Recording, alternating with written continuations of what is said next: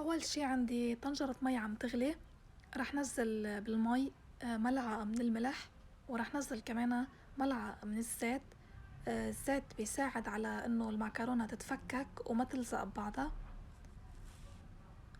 رح نزل 250 جرام من المعكرونة، أنا اخترت هيدا الشكل، يعني الشكل المعتاد دائما بالميك أند تشيز، ورح أسلقها بنسبة 70%،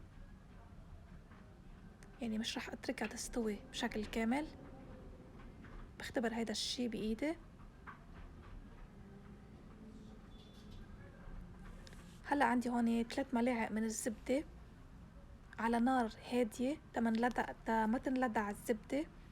رح نزل فوق الزبدة كمان 3 ملاعق من الطحين.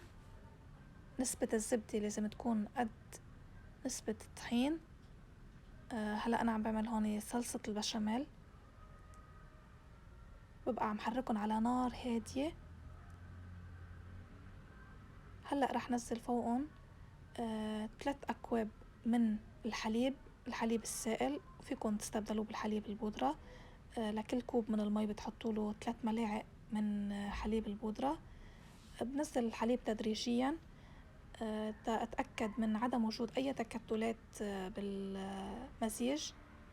ببقى عم بخفقن أو حركن بسباتولا تا أتأكد إنه داب كل الطحين والزبدة بالحليب.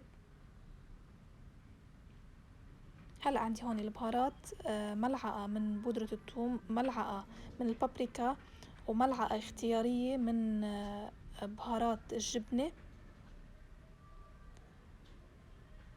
كمان بحركهم بالحليب. هلأ عندي ملعقة من الخردل اختيارية، وفيكم تستخدموا الخردل البودرة يعني. عندي كوبين من جبنة تشيدر. هلأ رح حرك الجبنة بالبشاميل تدوب بشكل كامل، ببقى عم حركها تدوب كلها.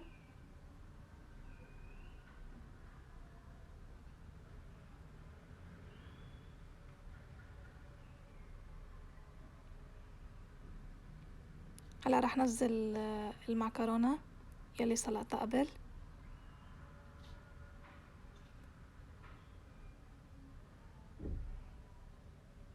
بحركها تشرب كل مزيج البشاميل والجبنة.